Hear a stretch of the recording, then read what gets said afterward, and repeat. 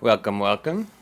Nice to see all of you here at my new time during the day, which is clearly superior in every way. I'm going to do some TouchDesigner stuff because last week I did some TouchDesigner stuff and then it didn't really work out because I accidentally left the stream going after it was done, and then it just kind of sucked. Because there was like an hour of nothing at the end, and then I didn't know how to edit it. And anyway, so we're just going to do TouchDesigner stuff again because I deleted last week. And then this is the podcast I want to listen to. It's like a comedy, utopian, lefty podcast. I don't know. I think it's pretty funny. And I don't know what this episode is about, but hopefully it'll be good. This episode of the Seriously Wrong podcast is brought to you by Janine Ronaldo's Evil School for Bad Little Boys and Girls Who've Made Up Words. Teacher, I made up a new word. Okay. That's disgusting. But Go I down like to the slave room for bad boys. Don't Okay. make me. I hate children. This might be a little bit too distracting, but all right. Every rice, right?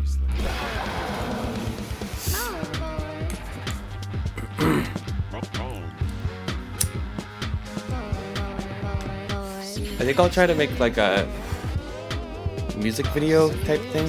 Hold on, I'm gonna turn it down a touch more. Yeah, okay, I think that'll be good. And then, yeah, so I'm gonna try and make like a music video for one of my tracks, I think. Hi, everyone. Let's try- And welcome to your home. This one. I am one of your dads, Aaron. I try to be your dad every week. And as you know, your other dad, Sean, is he's still down in the basement working on stuff. Won't tell us what it is. Yeah, you know what? You're right. We should go check on what Sean's been working on. Just go down the stairs here. His secret downstairs workshop. And Sean. Yeah? What's going on? It's been months. You're down I'm here in close. the workshop. I'm close. I'm coming in. Oh, can you just wait? I'm coming in. Okay, yeah, come over. A lot of tools. This must be quite the invention. What, I told you, it's something big. I've been working on it. I'm really excited.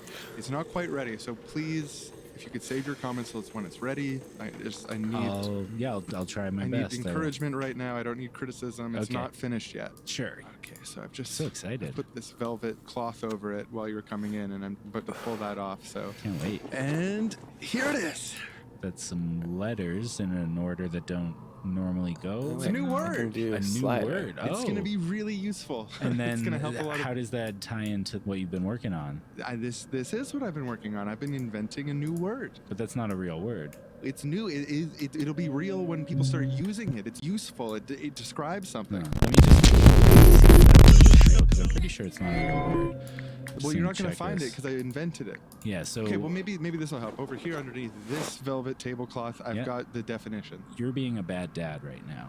Oh, I'm We've being a been- bad dad. You haven't been making any money for months. Oh, gosh, sorry, I'm I've been such a raising bad the kids. dad. I'm spending all my time raising our son. Bad dad. Working you're on a being a big project terrible and dad. change society. We need to support our family. Well, when the word picks up, then people are going to Wait, say, why the "Who fuck made was this not? Nobody will care who made it. Yeah, they will. They'll be really excited for me. I maybe, but either way, they're not going to pay you, and Okay. it's not going to put food in our son's belly. Well, thanks for the support. Did you even go to our son's play last Yeah, that should week? work. I sat next to an empty chair. Okay. It doesn't even matter if I was at the play. You take that back. It It was- does matter. Our son is starving to death. You're working on Oh. silly words. Oh, he's starving to. Sounds like you've been a real good dad. Yeah, I It have was your been, job 'cause he to feed didn't- him he while I was didn't- working on this word. Yeah, miracle I've kept him fed this long. Oh, well, you didn't say, hey, there's a problem out here. I trusted you. My mistake number 2, I guess. What's mistake Hello. number 1? Hi, Vibrous. Trusting you? Oh, I'm going to physically fight you. I will beat you down until you're bloody. I've been making new words for several months. Okay, so- You think I can't punch a Yeah, dad? I think your noodle arms have withered away. As Hey, you what's that behind you? All right. run the right hook over to him. No, yeah, you're a bad dad. Oh, God. I think I'm gonna try and do. Ow, oh, No wait. ooh, ooh. Oh yeah. Okay. So let's try and do a Don't shader do thing. that. Good So dad got good You're a aim. bad dad. You are bad. Gotcha. And you're Gotcha. Bad dad. I'm more attractive than you are ugly dad. You're ugly. You're an ugly dad. I'm a beautiful dad. I'm a beautiful, good dad. Oh, that's not the one. That's the. Okay, I'm going so to take here the we go. position for the purposes of the discussion to Pop a say shader in new there. words are bad, old words good. How old? Like, what's the cutoff? The 50s? So does it move forward? Like in 10 years, will it be the 60s or is it just forever the 50s? Yeah, forever the 50s just going forward. Okay, well, at least that's consistent because I was going to say if it does move forward, then that would mean we should still make up new words, but they're just bad until they've been 70 around. years. It's for kind of 70 distracting, years. but it's, I don't And know. then they become good. No, kinda the fun. last good new word was. Is it loud invented in enough? the Can you guys 70s, hear it? And then after that, we got to cut it off. Okay, no, actually, I'm just kidding. I think that creating new words is something Yeah, that they're is pretty funny. part of our language, it's part of our society. It's how we communicate with each other. It's the reason why the English language and any other language has all of this Oh, this is incredible nice. variation in how we're able to articulate ourselves, because we don't, as a species, we don't limit ourselves to a rote book of existing rules. Like, we don't live by the dictionary. Yeah, they And- try to do that in France. Like, what words Is are it? officially French words and which ones aren't. I don't know much about it, but I know there's some attempt to, like, have this official canon and, like, oh, that's not a real word, is, like, a statement that has some meaning in weird. French, as opposed to, like, Quebecois Interaction. French and stuff, which is more loose and flowing. And, fuck it. like, there isn't that attempt to control it. But, like... I mean, when you think about it, all words had to have been invented at some point. If we didn't come up with new words, there would be no words. So it's just weird that there is this sort of reactionary sentiment against new words. Like, people don't like it a lot of the time when they hear a new word come about. Like, there's suspicion. You know, people just don't like change, and new words are incredibly useful because there's always new vistas of experience opening up, and if we don't make new words to talk about those things, then that we're just cutting off parts of reality from language, which is counter to the entire purpose of language. Yeah, and it's also really useful for compressing, I think, big ideas down to small amounts of syllables.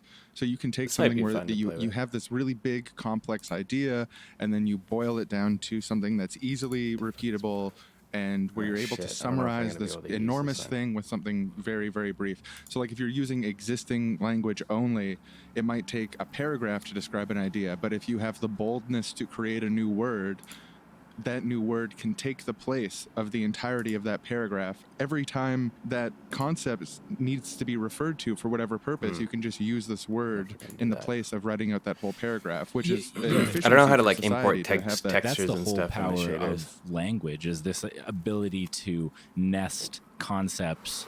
That compression is essential to all language, because even just to say, hey, Sean, you're sitting on my couch right now, you have to know that couch means that soft thing with cushions that we sit on. You have to know that sitting means resting on one's buttocks. So this ability to nest larger ideas inside of one word and then take those and put them into sentences and nest them into yet more ideas. It's why we're able to think efficiently. Like, it's Man, the this site is so main slow. thing, in my opinion, that distinguishes humans from other animals is nested conceptual thought and the ability to communicate like that. Like, I completely advocate for conscious neologism. That is, creating words, looking where there's a need for a word that might make it easier to communicate. Yeah. Part of the appeal of neologism for me is the idea that we don't have the language to articulate our own unfreedoms some of the time, or we don't have the right language to articulate our love to each other, our duty to each other, our position in society, and the world that we want to build Okay, together. let's grab this one and for now. because of that absence of language, or at least accessible language, there might be tight. ways to consciously create language to fill those gaps and design a more perfect society in the future. So that's my position, but also to understand the alternative position that's against the creation of new words. I think it's seen by some people as like creating your own nickname, to say, like, call me Jet from now on. It's just like, Right. no, that's not how it works, man. Like, you got to let us decide what your nickname is or whether you get one at all. So being like, okay, guys, from now on, this word means this. It's like, that's not really how language picks up. Sorry, dude. No, I mean, that makes sense to an extent. I think showing people that Okay. it's useful is a lot more useful than just claiming that it's useful. And especially if people can infer it from context, what you mean by it. Because if you demonstrate that the word is the one that useful, we're using rather here, than like, global I have time or invented a something? new word and here it is, just start using the word. Yeah, well, I think that's definitely where it picks up I don't know, because maybe we just sort of go like this. intuitively, when we hear other people using words based on context, we can figure out maybe 60, 70% of what it means. Sometimes you have to look up in the dictionary to be sure. But like hearing words in action is definitely the way that I've picked Most up on people words. learn most words, yeah. Yeah, absolutely. So the definition of a neologism from Wikipedia is a relatively recent or isolated term, word, or phrase that may be in the process of entering common use but has not been fully accepted into mainstream language. So there's debate over like when a word becomes not neo anymore, not new. It's sort of a weird thing about it because like there's neologisms, but there's no logisms. Words aren't called logisms. Yeah. That's actually a Logisms. neologism. Yeah. Right, they're just called words. Yeah. So it says neologisms are often directly attributable really to a want this specific mouse person, interaction. publication, period, or event. Mm-hmm. They're often created by combining existing words, like compound words, or by adding unique suffixes or prefixes, or portmanteauing words, where you take bits of two words and combine them together. Like brunch is their example. Brunch, yeah. That's so if cool. you make up an entirely new word that you're like, oh, it's the sloom blah blah. Like sloom blah blah sounds like shit. No one would ever use that. If Right, you're like, exactly. oh, bingo wing bung is my new word. Yeah, no. It's stuff like there's a neologism I think it started in the 90s of cisgendered. Cisgendered was never a term used before. I think it was like 1994 or something like that. Yeah, cis is like a chemistry term that means... Yeah, so cis and trans were chemistry opposites, and then transgender became a commonly used term, and then Yeah. someone was like, oh, well, to describe someone who's not transgender, we'll use the word cis, which comes from science, but we're applying it in it's a like new... a lateral transfer of an analogous... Yeah, so I think probably the great bulk of neologisms that are successful rely on tactics like that, where there's some sort of continuity between what's been previously Ooh. said and what's being currently said, but there's a novelty added to it. Yeah. And I think that's just naturally what would catch on the most. Because, yeah, like I said, if you just Oh, throw that's a great one together to a bunch fuck of around random with. letters and you're like, oh, it's called a Tamalta. Tamalta could be a brand whoops. name maybe, you know, but it's never Yeah. going to be a word for a feeling. The other things they mention as ways to do it is sometimes they're abbreviations or they are acronyms. And the example they give for acronyms I love because I didn't know this was an acronym or a neologism. Well, it makes sense it has to be a neologism because it's a new invention, is the word laser. Laser stands for light amplification by stimulated emission of radiation. Laser is easy to say. It has a symmetry to it, you know. consonant vowel, consonant laser. It just like Holy some shit, of these that's fucking silly cool. examples we're using like Nuschelbulke aren't words because that's not how English people form That words. is the And coolest. laser. This it's is just so such a great sick. example of a word that rolls off the tongue, and there was a need for it because there was this new thing. And now it's time for Wrong Boys Dictionary Time, where we talk about words from our Fucking own look at that. personal That's so dictionary that crazy. we wrote ourselves. We created these words, and yes, creating words is normal, okay? So just get used to it. You can create words, everyone. We're not weird. Get over It's it. normal. Get over it. Okay, let's just flip open the dictionary, and I see utope. Ooh, utopia. That reminds me of the word utopia. Is it related? Very keen ear, Sean. That is related. A utope is like not a full utopia, That is so obviously, fucking or it trippy. would be the full word. It cuts off at utope, and that's symbolic of it being a partial step towards a utopia. Oh. It's a concrete, actionable, realizable goal that moves us forward in the direction of where we imagine utopia to be. So a utope could be anything from shortening the workday to 15 hours a week with no pay decreases for the entire population, or getting food to everyone who's hungry in a city for a night. Or establishing a treaty that meant there would be no more world wars ever again. Like, that would be a great utopia. Oh, yeah, Obviously, that's a wonderful one. the work's not done. I mean, that's the big thing about utopias. The work's not done. You're not like, oh, now everything's perfect. But closer to perfect overall. Yep, that's a utope, a step towards perfection. So celebrate your next utopia, because they do happen. That is gnarly. Let's play a little game. Oh, I love games. I love games too. I understand that many people in society love games, so it's perfect to include on the show. What's the game? What's the rules? Can't have a game without rules. The rules are, I'm going to name a word, which the definition is self-evident to both of us. We hear it used all the time. These are all surprisingly new words. They've started after the year 1800, last 200 years. I'm going to name a word, and I just want you to guess where it came from, sort of like what the origin is. And maybe you know some of them, maybe you don't. Cool. Let's do it. Let's start with the word scientist. Scientist. Scientist. What sort of time frame? So after the year 1800, before the year 2000, it was made up. Yeah, before that, I think they called people who did things like that natural philosophers. I've heard that. Yeah. I don't know. I'm going to guess the second half of the 1800s, like somewhere between 1850 and 1900. So the word science was invented in the 1300s. Okay. And then they went 500 years without the word scientist. Interesting. It was in 1834, someone named William Whewell created the word scientist by mixing the word science and the word artist. Oh, yeah. Yeah, See, that's because now I'm interesting. just like, adding ist on the end of something is an obvious just way times of to one. describe the person who does a thing. But that's funny that he would have had to go to artist to like a specific word rather than being like, oh, that's a general rule that just always makes sense. Okay, how about the word nerd? Actually, that was Oh, good. shit. 50s? 40s? Well, you're right, the 50s. 50s, So the really? first use of the word nerd that we know of is in a Dr. Seuss book called If I Ran the Zoo, where it was used as sort of like an absurd rhyming, he did this like the Yeah, bloopy yeah. bloop, went to the poopty nerd. scoop. Kanye. Apparently during the 40s, there was a word nerd. A nerd was a stupid or crazy person in the 40s. Dr. Seuss came along, put the word nerd out there, picked up in the 50s, stuck around to this day.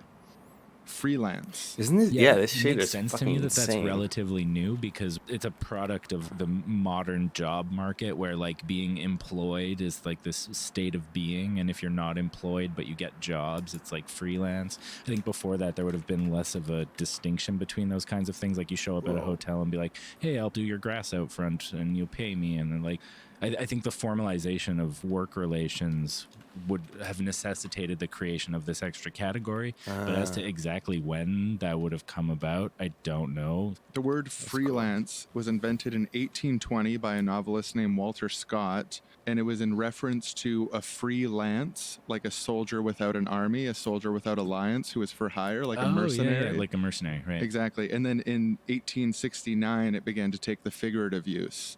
So a freelance when it comes to gardening, a freelance when it comes to being a journalist, etc. Right. And finally, cyberspace. 90s. I love the space metaphor of the internet. It came from a science fiction novel, the science fiction novel Neuromancer Oopsie. by William Gibson Oh, I want to read in that. 1982. It's on my list. 1982. Yeah, it makes sense to be a bit earlier than that, but Oh, it's something else interesting. Oh, so I was at the etymology online dictionary. Highly recommend checking it out just for fun and finding out like where did this word come from? Yeah, they've got so much information.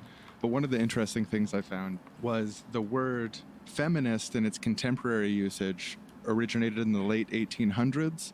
But previously, in 1620, the word feminist existed, but meant something really different. It meant a man who was a courter of women. To be Oh, a okay. feminist would be Right. someone who's very interested in courting women and being like a gallant. Oh, like a guest. So not like a player. Like it's not like he's a cad or something. He's a, like that kind of thing. It was more of a, I don't know. Yeah, you using the word gallant makes it seem like someone who courts a lot of women, but in a good way, in like a upstanding and respectable way. And now we go to the year Let's leave that one alone. 2025, where one unlucky man is waking up from a 7-year coma. The world around him has changed. There's a new word that is everywhere. It seems to be on the tips of everyone's lips. Can't escape this word now in 2025. It's like hello. It's like saying, I love you, Mom. It's everywhere.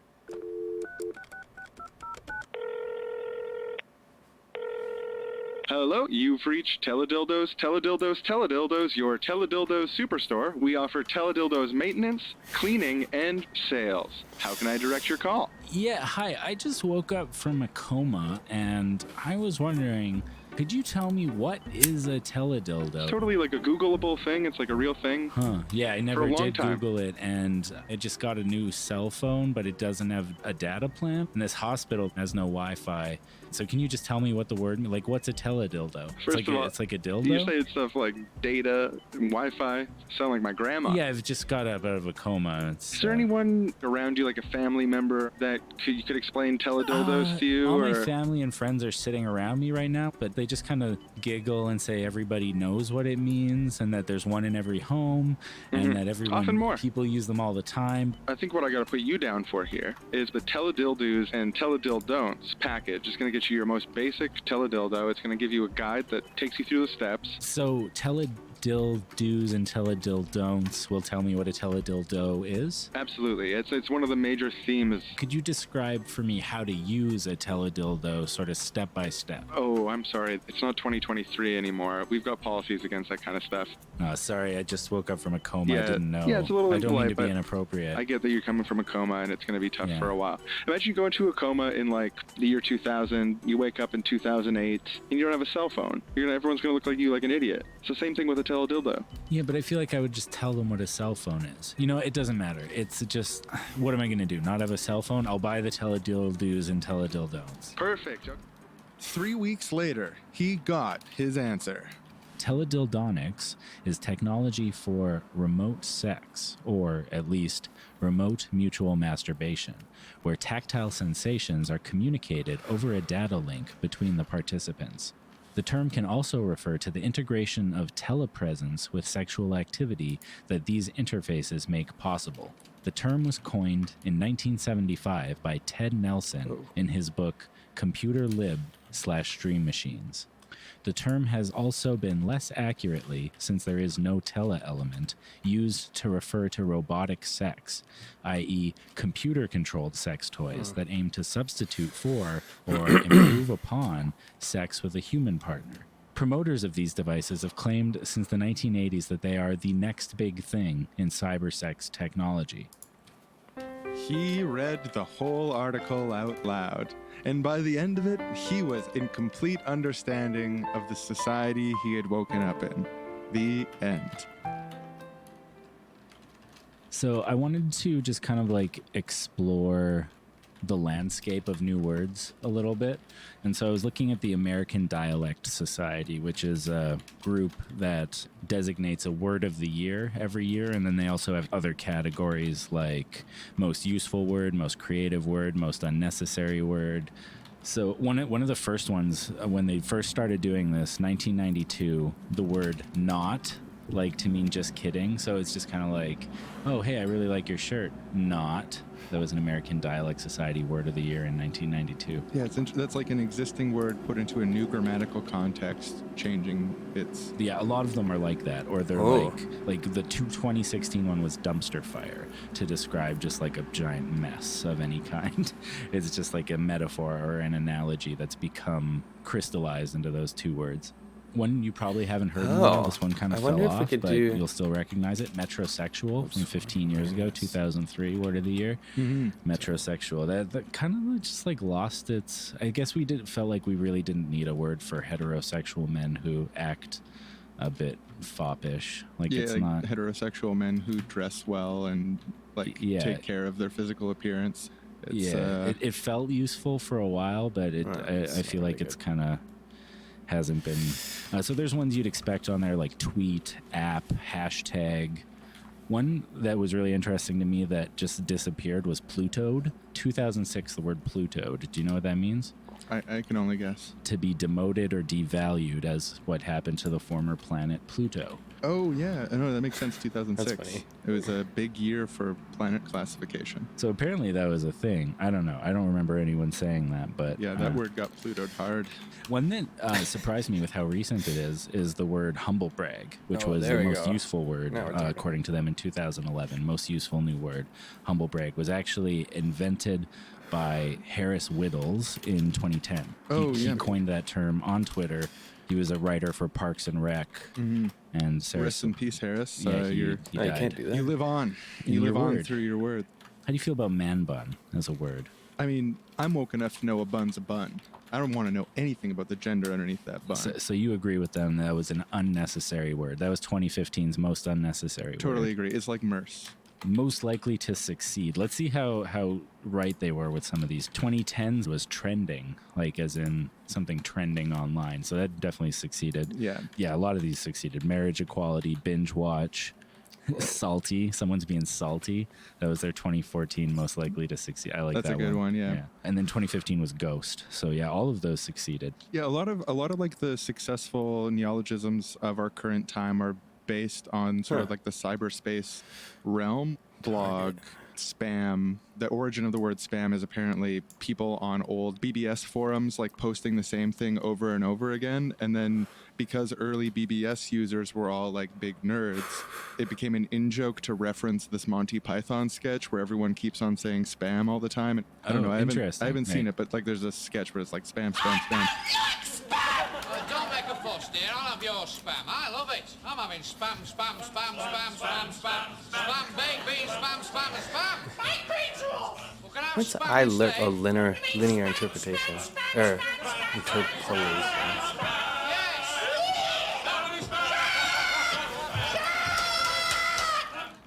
All these early nerds making their Monty Python references ended up creating a term for like spamming forums or spam email. One other word I want to mention, this is from the Oxford. They also do a word of the year every year. And this is a word I'd never heard before, but I love. It's omnishambles. First used in the BBC political satire In the Thick of It. Just a simple compound word of the Latin prefix omni, meaning all, and the word shambles, meaning a situation of total disorder. So just like a total fucking shit show. I prefer, there's another fairly recent neologism which comes from World War II, FUBAR, which stands for fucked up beyond all recognition. Oh, I always thought FUBAR stood for fucked up but all right. No, I've heard that before. I mean, I learned it from Kurt Vonnegut in one of his books. He described Where fucked is up this beyond all used? recognition in FUBAR. Yeah, I'm definitely seeing your definition come up a lot and mine not come up at all. So you're right. Will to power, baby. Yeah, so I don't know, lots of new words. 2005's Oxford new word is podcast. Podcast. That's what we're doing. It's a portmanteau of an iPod and a broadcast. Oh, If interesting. people didn't know that. So many new words. So many words. One more thing that I would really like to trace is the evolution of the term dank meme, because I find it very fascinating. Yeah. At first, like, so meme, famously invented by Richard Dawkins. It's the mental cognitive version of a gene, and they mutate, they spread, they want to multiply themselves in that same way. Like, that was the metaphor he made in the book. Then there was this other thing in the early 2000s. We called it an image macro originally. You put text on an image. Often you'd put a bunch of different types of text on the same image, stuff like Velociraptor or like Scumbag Steve or whatever. This guy who becomes an archetype of scumbaggery, and then you make a bunch of different versions of like, this is a scumbaggy thing to do. This is a scumbaggy thing to do. Another really popular recent one is like the picture of a guy and his girlfriend walking. He's turned around looking at another girl, and then people label all three of those. So it's like the guy is leftists, the girl walking past is arguing with each other online, and then the girlfriend who's like kind of annoyed is like real analysis. And you're just like, oh yeah, leftists do get distracted by arguing online rather than doing real analysis. It's such a useful format. Originally we called those image macros, but then the word meme started applying to image macros, and then meme after that got even broader to refer to basically any sort of comedic image that's intended to be shared and reproduced. But then I also want to track the development of the word dank, which is fascinating, because dank started in the 1400s as a word for moisture, like a dank cave or moss or mist. But then in drug culture in the 60s and 70s, dankness began to refer to, at first, the moisture of buds of cannabis. So the idea was that, like, if it's really dank, it's good weed because it's really potent. Well, yeah, because anyone who smokes weed knows you don't want to smoke super, super dry weed. It makes you cough a lot. Not good. So yeah, there's like a quality association. Yeah, so dank started to refer to, within cannabis culture, potency. And then because of the overlaps between modern meme culture and modern cannabis culture, the dankness, meaning potency, started referring to memes. And so a dank meme is a potent image that is customizable for the purposes of facilitating the sharing of opinions or making jokes. Yeah. And I just, the way that those two trajectories, one starting in the 1400s and one starting in the 70s, and you could track it earlier if you count from the original invention of the word gene, which meme was based on, these two trajectories which just come together in 2014, 2015, like- something like that. so And then this just is the the- no, self-evident that's not it. definition of dank meme to us and the generations younger than us, pretty much no one older than us, but dank Yeah, is fascinating. Welcome back to Wrong Boys Dictionary time. Time for a new word that we made up. Let me just turn to this page and the big old dictionary. We actually wrote our own dictionary. There's hundreds, if not thousands, of new words in here, but we're only going to share a few with you. This segment is Nothing Master, because there's a lot of people who don't do anything. There's a lot of people who do less than they should, but Nothing Masters are a very specific group of people who don't do something. And this is an insult. So I mean, even people who are Nothing Masters, they have a complex personal life. They're full human beings, but sometimes you can be a real Nothing Master, and I think that's what the usefulness of this is. A Nothing Master is someone where it's not good enough to just not do anything themselves. They actually want to prevent other people from doing things also. That's a Nothing Master. Like, you're a nothing hobbyist if you do nothing by yourself. But if you really want to master the zero, you got to stop other people. Say, oh, that's hopeless. You can't change the world. Oh, you'll never be good at playing the piano. Really? You're 30 and you're just starting to play the piano now? Ooh, yeah, well, you'll never be any good at it, right? So, Oh, here we go. kind of pointless. Can you imagine doing running that. into a piece of shit who acts like that? I mean, it's probably easy to imagine because Nothing Masters are a present force on Earth. I feel that Nothing Master behavior comes from deep pain in people who haven't been able this isn't to working. accomplish certain things that they want to accomplish. And so to see other people accomplishing things makes them sad, and they try to prevent them from doing it. They deserve pity, but you can't help getting angry at them. Used in a sentence, love the Nothing Master, for they are your brother. So another thing I wanted to talk about is jargon, which is kind of like a specific type of neologism. Like, people use the word jargon. It's kind of a pejorative word, and it's meant to describe when people in some sort of an incestuous group start using a lot of neologisms when they talk to each other. So you can think of, like, there's certain jargon that cults employ in order to kind of get people to speak and think along the same lines as everyone else in the cult, because you're using the jargon of the group. And like all sorts of academic disciplines, or even just like jobs, have their own jargon. Like, people who are welders have a lot of words that people who aren't welders aren't familiar with and don't use, because they don't exist in that conceptual space very often.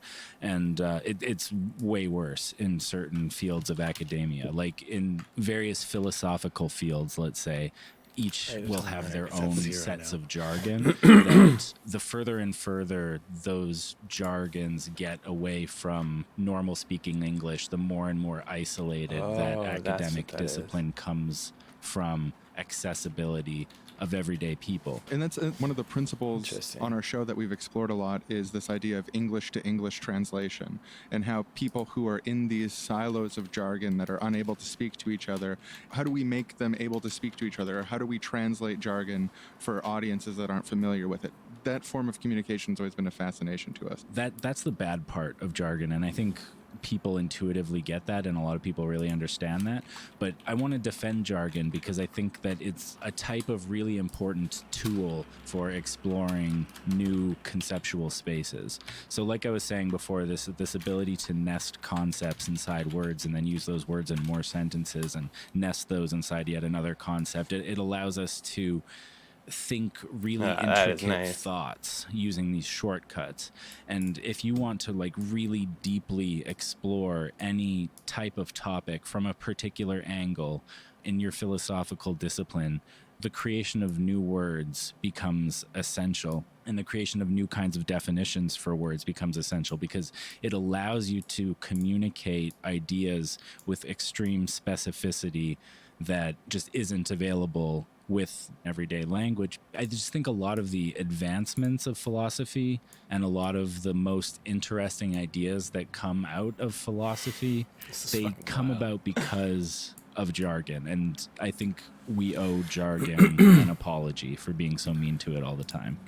It's a double-edged sword, but it's fucking fascinating sometimes to delve into these little worlds of language and then go on a cognitive journey by reading people playing with these concepts, contorting your brain in new ways and helping you to look at things in new ways. And I think it expands our perceptions of reality and our perceptions of the world to have these enclaves of language that we can explore at will. But yeah, we definitely need to have ambassadors from inside those enclaves who can then speak out to the public and say, like we're talking about the discourses of materiality, of futurity or whatever, but this is basically what we're talking about. Like after we spit all these words together, these academic jargon, and wrote all these papers and stuff, here's some basic takeaway ideas for the public. Like that's a useful person to be, and that's a good thing to have. But I don't think that could ever take the place of those enclaves. I think those enclaves of new words are good and they should exist. I agree with it's a little bit of a contrarian defense of jargon because it's a really common conception in the other direction. But when you said discourses of materiality, of futurity, here we go. I agreed with you more before you said that. Because like once you said that, I was like, Ooh. damn, oh man, I actually don't like that. But here, let me play the devil's advocate, or maybe it'd be better to say I play the people's advocate because I believe the people disagree with you, not the devil. Right. Isn't it in a way these words, like when you talk about the discourses of materiality and futurity, I don't even know what that really means. Isn't that in a way like, and I feel like this is a common accusation that's maybe worth responding to, that these words are ways of controlling thought, controlling discourse, and limiting spectrums of acceptable opinion through sort of like forced definitions or all of these different sort of like cultural shibboleths, which together create a scenario where the discourse is altered by the inclusion of jargonistic words, which carry with them like moral implications that are outside the Overton window. Yeah, one way to I guess it was kind of frame easier to control what the you're talking about here color. is propaganda. It's hard to or, get like newspeak. nice colors. Like we're making up new words. Consistently. Basically, what you're describing is why new words are useful, but Yeah, like imagine any that they're other useful tool, they're to useful a powerful person against you. Yeah, like that. in Wait, bad and what was ways. this Like again? things that are useful can generally be useful in good ways or bad ways. Like you can use a knife to cut a cake, or you can use a knife to Stab a baby. stab a that's baby. better. Does that mean Oh, let's that try this. all This is knives always are fun. bad? Obviously not. Like we should be on the defensive against jargon That's being cool. introduced in ways that are meant to limit the range of expression rather than expand the range of expression. I think that's something always to be suspicious of. This is like a major pet peeve of mine, which is that the 1984 idea of newspeak is like this new language that limits your thought by having only a limited number of words is so often used by people against social justice and leftism, saying like, oh, this is newspeak. They want to say that some people are cisgendered now. But it's the exact opposite of 1984, because in 1984, shit. you There's can't something make new fucked up words. There's here. only a limited small amount of words. Right. So creating new words to better describe your society is literally the exact opposite of newspeak. And it fucking drives me crazy. And if I see in a comment section some motherfucker saying that words that are new to them, mansplaining, whatever, like, I get how that's annoying, and we can call it annoying and say like, oh, I don't like having my gender associated with talking over people. And it's like, okay, yeah, that kind of sucks. That kind of sucks. I get it. But if you're saying, oh, mansplaining is part of a control of the linguistic discourse, that in 10 years we're only going to be able to talk about talking over each other in terms of mansplaining. They're going to, King Blue Hair at the top of social justice is going to decree, Social oh, justice mountain. we no longer say excellent. We no longer say wonderful. We no longer say incredible. We always just say double plus good from now on. It's the opposite of fucking 1984. It's literally the opposite. Creating new words is the opposite of 1984. In my life, I've been annoyed at people saying the word mansplaining or manspreading or many portmanteaus involving man in recent years. But those words were invented in order for people, mostly women, to express experiences that they were having. So like I said, all words come into existence because there are vistas of experience that aren't being encapsulated with the words that already exist. Yeah, okay, And this is awesome. mansplaining, manspreading do that for people who felt that they didn't have a way to talk about these experiences they were having before. Like backlash against the word and the association with the word man, like fine, those are all conversations worth having. And as long as nobody is holding a gun to your head preventing you from critiquing some of the implications of mansplaining, I don't see what the problem is. And I think that they're fun, useful words, to be honest. And like, I've had more fun joking about mansplaining than I've ever been annoyed by people using it against me. Yeah, and with mansplaining specifically, I remember probably running into it the first time or a couple times being like, hey, my fifis, what are you doing? But then like after a while, you start seeing like its application being useful. You're like, oh, that guy really was mansplaining. Like that's the reason that exists. And then you're like, oh, actually, this word has expanded my capacity for empathy. This And is it's also, good. yeah, it's expanded my capacity to see a phenomenon that I didn't see before because there wasn't a word for it. Welcome to think that's too Wrong much. Boys, actually existing neologism we support, radio time. Today, we've got some real new words made up by other people. Words that you've probably heard us say before. Okay. But these are great ones. The first concept I think should be intuitive for a lot of people. It's certainly intuitive for me, but having a word for it I found is really powerful. It's actually from the book Inventing the Future. The term is synthetic freedom. It arises from the idea that a formal freedom, like me saying like you have the freedom to travel anywhere in the world you want with your passport, that freedom itself is not truly free unless you have the material ability to act out that freedom. So a truly synthetic freedom is having both a freedom to have there's things that something are really necessary interesting about and a that. freedom from things that would try to impede you. Yeah, no, that makes so much sense. Like formal freedom is gonna just be like meaning the like if you do this, the practically police part of aren't this. going to stop you. Probably. That's a formal freedom means. Like you and I have the formal freedom to hold a rock concert. The police probably aren't going to stop us from booking the stadium and getting guitars and doing a rock concert. But we don't have the synthetic freedom to do that because we don't have enough money to book the stadium. That's a silly example, but Abstract freedom is not complete without also the material ability to fulfill that freedom. So you have a right to a fair trial, but you don't have a right to the best lawyer. Synthetic freedom would be having the right to a fair trial and the best lawyer. another great term that demonstrated its usefulness to me immediately, and I started using it all the time, was using the word allergy in the sense of some idea or way of phrasing something that just gets under my skin for ideological reasons or for reasons of people I associate the idea with. If like every time you hear someone say from each according to their ability, to each according to their needs, you kind of cringe a little bit and it's just an immediate reaction, that's an allergy. And like recognizing where you have allergies is super useful. One of the really Wait a great second. things about it is that it's intuitively useful, that Yeah, when you hear it people in get it. practice, Yeah. like, oh, sorry, I've got an allergy to political violence. I have an allergy to people quoting Milton Friedman, but I do think the point you made is fine. Another term from Inventing the Future that stuck with me is a sort of a slight tweak on the idea of diversity of tactics. Ecology of tactics, or an ecosystem of tactics, is they relate to each other. So they're distinct, but they relate to each other. And I feel like this is such a powerful concept when you're thinking about large-scale social change. Yet, like, thinking about or it the- as Right, an it's just another ecology thing is that I'm like, controlling, do yeah. these benefit each other? Are they working together in some way to form a cohesive whole? Yeah, and diversity of tactics to me is really strongly associated with like being a euphemism for a specific couple tactics I could name. Yeah, Whereas right. ecology of tactics, I really feel like has this openness to it in that creativity is encouraged, but then also awareness of like, where are we going as a group? My subsection has its own tactic, but we're all aiming towards a more perfect society together. So I want to make sure that my tactic has minimal impact on other people's tactics. Okay. Like you want to be a responsible steward within an ecosystem. Stewardship. I like that. Yeah. Another great one, reality tunnel.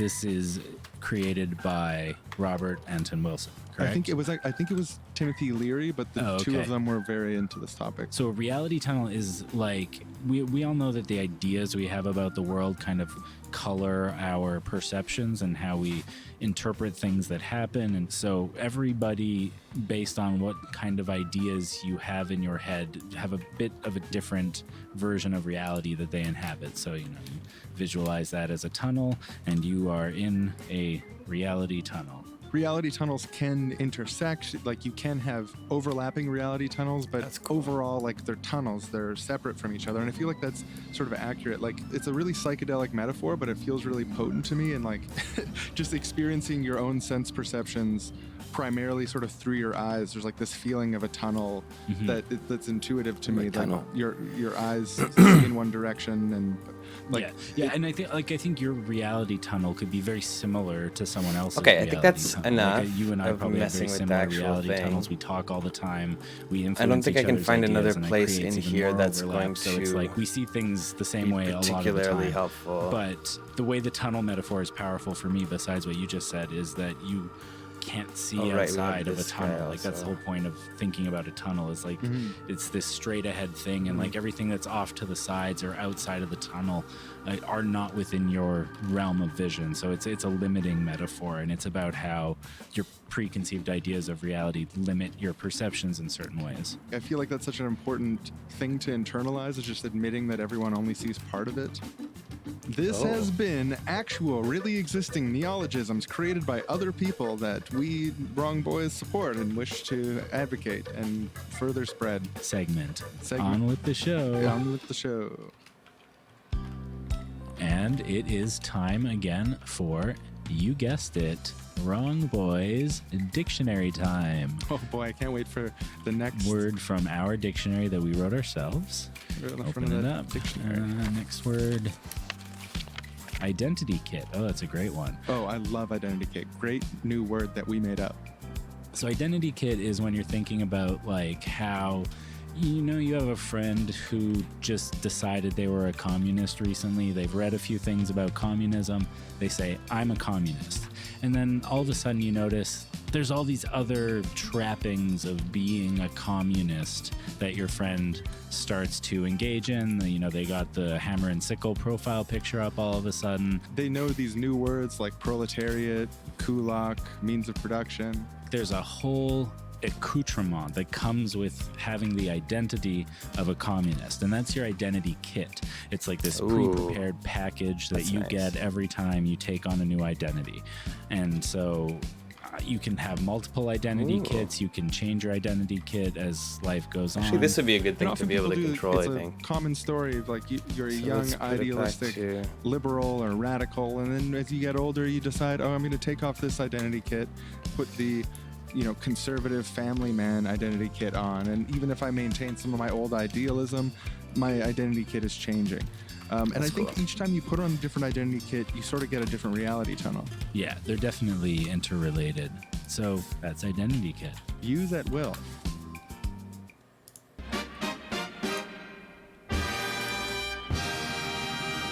Oh man, my FPS is really Welcome low. Back to Aaron, everybody. That's a talk show. I'm your host, Aaron Moritz, and today we are talking to Janine Ronaldo, who up until recently ran a school I wonder if I can just- for I'm gonna evil just boys drop and the- girls who made up new words. But from what I understand, Janine, you've got a revelation for everyone. I've had a total 180, Aaron, and thanks for having me on. I realize now that it wasn't evil boys and girls, it was an evil school for normal boys and girls. Wow. It was actually me participating in the horrific suppression of creativity, renewal, growth, and beautiful naivety. I Yay. had a lot of breakthroughs this year. Yeah, it's so nice you and fast. don't hate children any longer? No, and actually, in fact, why should anyone who hates children run a school? I always wondered that about you, but I didn't want to say anything because it didn't seem polite. Well, it was good that you didn't mention it because I wasn't ready, and then I discovered myself. So I love what you're saying about taking the beautiful naivety back for ourselves, because I think that's the link between loving children and loving new words is that naivety, that freshness, that newness, the next stage Feels of really humanity. like offset That now. unfolding, right? The next like the generation moving will around go is places way that more we've never dramatic. seen, and to truly appreciate that renewal and growth. And yes, that beautiful naivety that would even dare to create a word. I've totally changed my school, and now it actually has an opposite purpose. It's to encourage the creation of new words.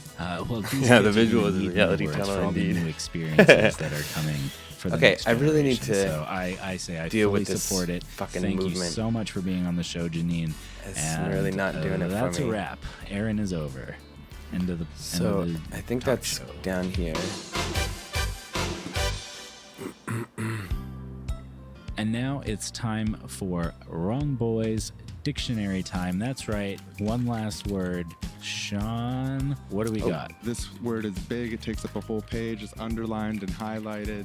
The word is irony poisoning. Oh, here we go. So now irony poisoning means that That's way you better. participate in ironic comedy so much and you're so boundary violating that you actually have a political position that becomes degraded and becomes less wholesome, less moral. You kind of lose yourself in the act of the irony, and the thing that you were ironically saying, you kind of start to believe it. The poison of the things that you're mocking with your irony seeps into your veins, and it becomes part of who you are. Some of you are probably saying like, hey, I know this word. You didn't make it up. But actually, I'm like really, really sure that we did make it up and we do have evidence. Like, this is a word that if you haven't heard it before, it actually has quite a web footprint now. It's a commonly used word. Yeah, you said it was on like The Intercept and like other big... Yeah, so it's been used now to describe one of the ways that the alt-right recruits is through using ironic comedy to get people acclimatized to ideas. Yeah. And then eventually they end up embracing those. So it starts off being ironically racist. The And poison of the ironic racism enters their veins and they become actually racist. so the evidence that we made it up, if you don't believe us, is if you search up irony poisoning on Google, the number one result is an Urban Dictionary article made in March of 2014 by us, which is also the earliest instance of irony poisoning on the entire internet. And I've combed all of the Google Sean results. did a lot of searching on this. He was feverish when he first realized this might have been something that we made up. Because he asked me too. He was like, "Do you remember irony poisoning?" I was like, "Yeah, I always thought you made that up, but now everyone says it. I feel like we were the first ones, but who knows? I don't know." And Sean was like, "Well, I'm going to find out." And Because like if you did make up a word that people start using, then it's incredible. Like number one, neologisms work. They're worth pursuing. And then number two, I've got something new for my resume. Like permanently I've affected human conversation. Yeah. So there are earlier examples of the use of the word irony poisoning, or like those combo of words before March of 2014, but it was always in the context of like, oh, that's so ironic. I'm going to die of irony poisoning. The Catholic Church is scolding pedophiles. I'm going to die of irony poisoning. Right. Completely different definition. The definition that we create. Okay, hold on. I'm gonna explain.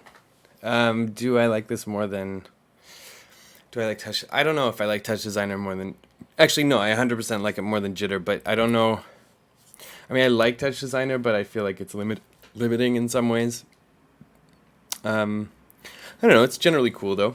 I'm gonna go to the bathroom, so I'll be right back. Created is the number one on Google, the first earliest use on Google, and it's also had an insane amount of traffic the last 2 years as people have started using the word irony poisoning. So even if there's a bit of a feedback loop and we only have partial credit, it's definitely true that we've shaped the word irony poisoning the and main how it's actually definition, used. because people who Google it now always see the definition by us. And we were first, motherfucker. And I'm so proud. I was so excited about this. I was so happy about this. Like the next day I crashed. Like I felt just like shit the next day. I was like, I'm never gonna top making a new word that people actually started using, and it spread out, and because it was useful and described a real cultural phenomenon that not just was happening but was just starting. Like you made up the word for it like just as this thing was like really starting to happen and people were starting to notice that it was happening, and so it became much more useful soon after. So yeah, it's just ideally timed. I'm proud like Navarro Media is proud of fully automated luxury communism. I'm proud like Richard Dawkins is proud of the word meme. I want to bring this up partially to brag and also partially to share my glee because like just so happy, and then also partially to encourage you to believe it's possible to impact the discourse through the creation of new words. I feel like I have all the evidence I need that it's possible. It just shows that new words are useful, and you can leave tools lying around all over the place. And then if you happen to invent one that is really useful for people, lots of people are going to pick it up and start using it. And you can always be like, I made up that tool.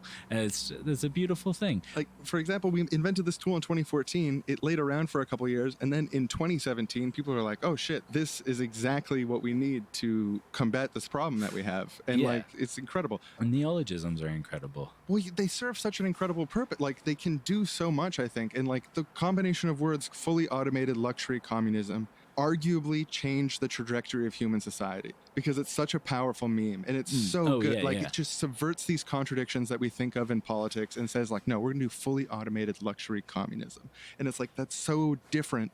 It describes something that people want, and like in that same way, like literally the definitions you put up on Urban Dictionary, the words that you use when you're in comment section arguments can change the trajectory of humanity, sometimes in small ways and sometimes in big ways. And you can help us better describe our chains and better describe the direction out of oppression towards universal human liberation. That's what neologisms are. They're beautiful little keys, and just sometimes they happen to fit in the locks on your handcuffs, and then you're free, baby. Then you can walk out into the world and just be like, damn, finish this episode, put this one in the can, it's done with. No, man, we got 10 more minutes. That was always in the maybe pile for me. I just feel like this was a great note to end on. Well, you're being a bad dad right now, and it's so weird because I don't see you that way. We're setting an example for our boys right now, and the example we're setting is, oh, you can plan out 10 more minutes of content, and then you just, oh, I'm tired, like, well, I'll throw it. Like, what sort of responsibility does that teach? It wasn't about being tired. It was about knowing when to leave gracefully instead of hanging around till 3 a.m. Do you want to be the dad who's passed out on the couch at 3 a.m.? Do you want to be the dad who does an Irish goodbye and just disappears, or do you want to be a dad that respectfully closes and finishes the chapter with everything that was planned? Well, first, I want to be a dad who doesn't abuse Irish stereotypes, but second, you've never said Irish goodbye. Oh, poor Irish. You're being a bad dad. Don't raise your fist like that at me. Well, I'm getting prepared to physically fight you if you don't want to end this show. Well, so I have to raise my fist. You fist. if you're being a bad dad. That's no problem at all. Okay, well, let's just begin the fight. I'll punch you in the face. I'll use my right fist and that's what a bad dad deserves. I'm gonna punch you out the door of the building. Boom! Right in the nose and the kisser. The dads continued fighting each other for some time. As they punched and moved and ducked and weaved around each other, they moved closer and closer and closer to the dads from the first segment who were fighting over the new word, calling each other bad dads until they eventually crossed paths. What are you guys fighting about? We're fighting about how he's a worse dad than me. Really? We're fighting about how he's a worse dad than me. Why is this happening? It's so funny. So you're both fighting about who's a worse dad. Yeah, and you're also both fighting about who's a worse dad. Yeah, this guy's a way worse dad than me. You're telling me about this guy. He's a way worse dad than me. This is wild. This is really something. Yeah, can we? It's crazy. So, I mean, what started the fight for you guys? Well, Explain he why. was spending 3 months making a new word instead of providing for our family. Can you imagine a new word? How completely pointless. Oh, man. What new word did you create? Oh, it was irony poisoning. We invented irony poisoning, you ugly bastards. We're not ugly. You're ugly. And he invented it. Oh, yeah, you want to fight about it? Yeah, you fucking losers. We invented this word. We take a claim to it, and you gotta fuck off. He may be a worse dad than me, but you're both ugly, worse dads than bad both of dads. us. You guys are the worst dads. You guys are the stupidest, ugliest dads I've ever seen. Neither of you invented that word. He invented that word. Go kill yourself. You kill yourself because you're a bad dad. Oh, physically fight you little bastard. Oh, that one looks weak in the knee. Hit him. Oh, fucking punching time. Dead. Bad dad. These are the best dads don't know what they got coming to them. And so all 4 dads fought late into the night until they tuckered themselves out, fell asleep in a park, and woke up the next morning feeling a little wrung out, but refreshed. And they all went home to check on their sons. Okay. I'm home, son. Oh, hey, dads. Hey, you guys were out all night. Yeah, sorry, son. We were out for a long time. We were. So This is embarrassing. We were physically fighting. Oh, dads, you're physically fighting. Oh, no. Did you Yeah. finish the podcast episode you were working on yesterday? Well, almost, son. We've got just a few more minutes left. Oh, why didn't you finish it 7 minutes ago? That's actually a hell of a story. You mind sitting down on my knee? Here Sure, you go. Dad. Love sitting on your knee. Whoa, you're getting big. Stop it. Oh, no You're offense. I embarrassing mean, me. tall. You're a tall but strong boy, and I'm so proud to be your dad. Oh, thank you. So, if people want to contribute to the podcast, where can they go to do that? And what do they get if they contribute? That is a great question. Thanks for asking. I mean, as you know, we try to do the show every week, and one of the best ways that people can help keep that happening and support the show is becoming a Beautiful Genius monthly donor, $6 a month or more, and you're going to get access to our back Oh, yeah, catalog this is of the bonus Seriously Wrong episodes. podcast. Wow. We've got a secret Facebook group. We've got other benefits and surprises around the corner, and we appreciate it so much. So Yeah, thanks you- for bringing that up. Even I'm not allowed in the secret Facebook group, so that's really something. Just tussle your hair here. Dad, if this is the end of the episode, then what happens next? Well, you know what we say, son. Subscribe to survive. Pass it on to your friends. Talk about it. I'll get out of your room, and then there'll just be silence in the room, and you'll go to sleep, and that'll be the end. It's just cold silence up until morning. Okay, Dad. You give your dad a kiss on the cheek. Yay! Mwah. I love you, Dad. I love you too, son. Okay, you have a restful night. This can't be right, right?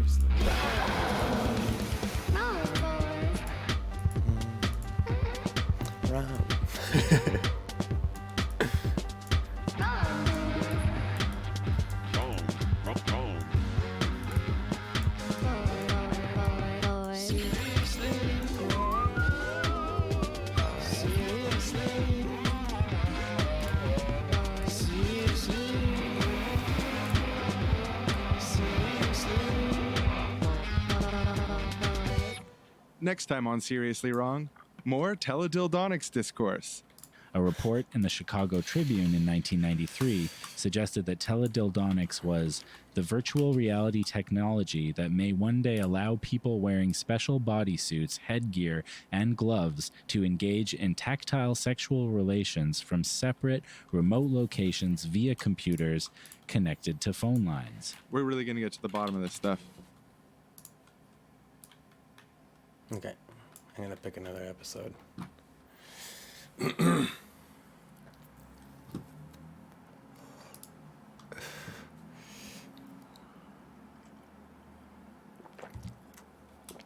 Oh yeah, let's listen to this one that I was kind of listening to before.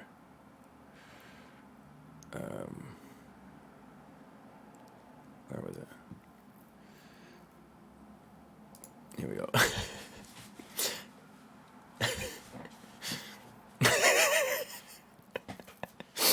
Okay.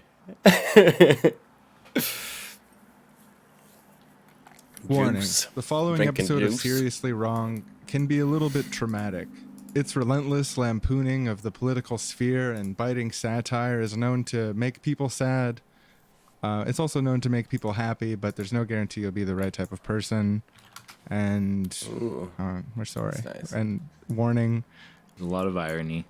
and welcome to the show. So Warning, let's- welcome to the show.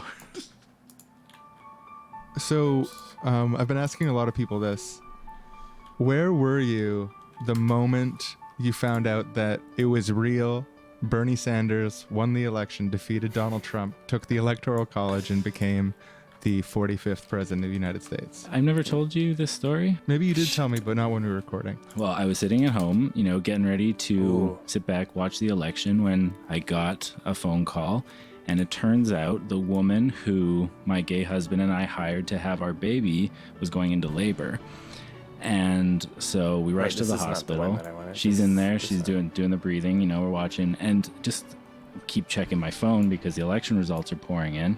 And just when Bernie took Florida, that was when the baby's head crowned.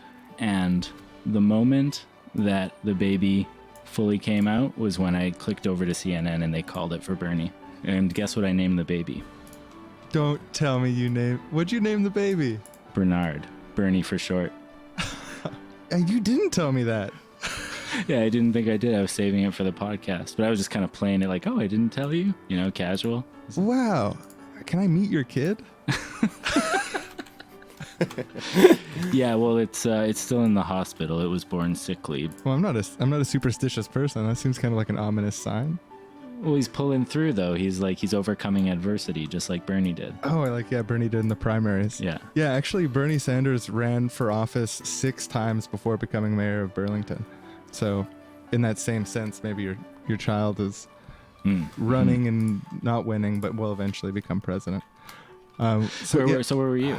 Damn it. Well, I was over at my friend's house, and we were clicking around Whoa. back and forth between like the different live streams on YouTube, and we had a couple drinks. And I don't know, I thought that Bernie was gonna win because he's been pulling it in the lead for so long, but I didn't want to get too ahead of that's kinda myself, and I'd satisfying. been really kind of meditating on some stoic concepts, just repeating to myself as a mantra, like Bernie Sanders is gonna lose. Bernie Sanders is gonna lose. Preparing yourself for the Yeah. worst, right? Bernie Sanders has already lost. It's okay. We will build a resistance. We're going to see surges in socialist organizations. We're going to see surges in people working together in their communities to resist violence and terror by the hands of police. And all these great things are going to happen if Trump wins. I'm just thinking, okay, if Trump wins, Trump is probably going to win. Even though Bernie is pulling way ahead, I just didn't want to be let down so much because I cared so deeply about Bernie's policies. Smart. And he takes Florida, and I'm like, oh, he's got Florida. And in the street, the firecrackers start going off. People are going down the street screaming, yelling, saying, it's a revolution. It's a revolution. Democratic socialism. We're going to continue continuity of government while implementing revolutionary change. Yeah. And I was drunk and I'm yelling at them and stuff, telling them my kind of ideas for the future. They're telling me about their ideas for the future. We end up walking down the street singing Solidarity Forever. And I was so hungover the next day, but it was great waking up in a world where I knew that I did enough to support Bernie. I knew that everyone had worked together and stood up against hate and violence and intolerance and rape and ineptitude and corruption and all these horrible things. We'd all got together and stood up against it and succeeded, and that's what Bernie's win was for me. It was the birth of the new day. It was the birth of the new president, birth of my new son. I should have one for the birth speed, of I think. the future. Actually, I can do that over here. And I met some great Still can't believe it's real. people that night, and we've still got a reading group together. And it restored faith, I think. It's restored faith where there was a lot of cynicism and nihilism. And I think this victory is proof that no one should be nihilistic. There's no reason to be cynical. Things do turn out. The world isn't always a dark and terrible place, and sometimes things turn out just like you wanted. It's a beautiful thing. If you try to do the good in this world, you are rewarded. And Big changes are happening. what I find amazing is the mea culpa from the Democratic Party brass, where they said, rightfully, this is a moment where we can define our party for a generation and create a better world, not just domestically, but around the world. Let's take it. Let's put principled opposition to reactionary sentiment, hope and change and inspiration, and reject the politics of hatred and this fear. isn't gonna- Let's put integrity and solidarity at the forefront of what we stand for, ahead of insider dealing and various forms of seemingly benign but ultimately very damaging corruption. So, everyone, you're listening to the Seriously Wrong podcast. And if you haven't guessed already, this week is all about Bernie. It's going to be, why did Bernie win? My name is Aaron. And my name is Sean. And we do this show every single week. Try to keep people updated on some going-ons in the news, and also provide introductions to various spheres of radical politics, and encourage winning the future, having successes, moving forward together to achieve great things on behalf of... I don't want to say our podcast was responsible for Bernie's win, but we're part of the new culture of winning that the left has really taken to recently. Yeah, and when I look back, especially at the podcast leading up to when this happened, and I think about the sphere of influence that we had on it, I know that we did enough. Cool. So now Not just I can we, but zoom you. out. You did enough. We all did say- enough because it happened. It won. Welcome to the show, everyone. Welcome Thank to you. the show. I'm wrong, you're wrong, he is wrong. wrong, we're wrong. You're wrong, you're wrong, I am wrong. We are wrong. Seriously, seriously, seriously wrong. So do you want to do like a sketch where it like what if Trump won? Oh yeah, start out the episode with like a bizarro world. Yeah, Trump won. Okay, yeah. You want to just do like we're at a bus stop and Cool. Okay. Yeah.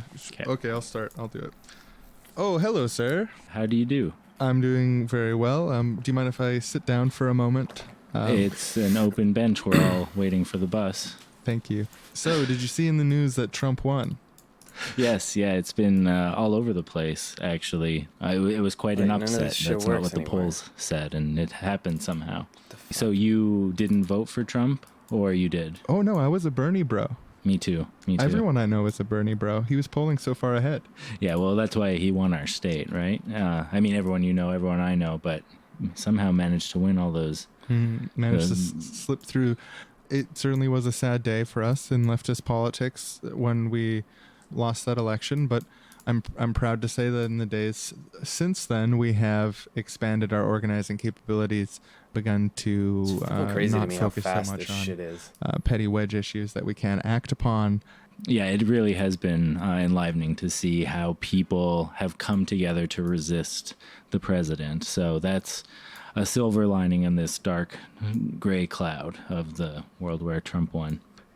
It's so hard to imagine Trump winning. Sorry, I'm like... You know, it doesn't yes. make any sense. He was polling in the lead in Florida and everywhere. That's where I'm kind of...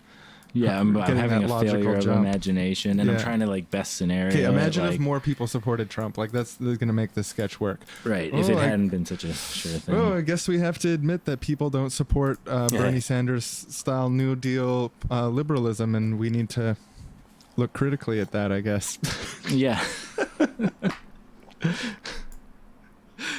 It's funny because it's just quite simply not statistically true, and it's just people do want that. Maybe it would work better if in the sketch Hillary had run against Trump. Then it makes sense. Maybe that Trump would have won. Yeah. Okay. So imagine if the Democratic Party failed to take advantage of a populist uprising within their party that could have provided the Democratic Party a framework for a new generation of dominating the state, the dominating the Senate, the House of Representatives, and the presidency through a coherent, defining narrative that was progressive and spoke to people's economic insecurities. They fucked that up.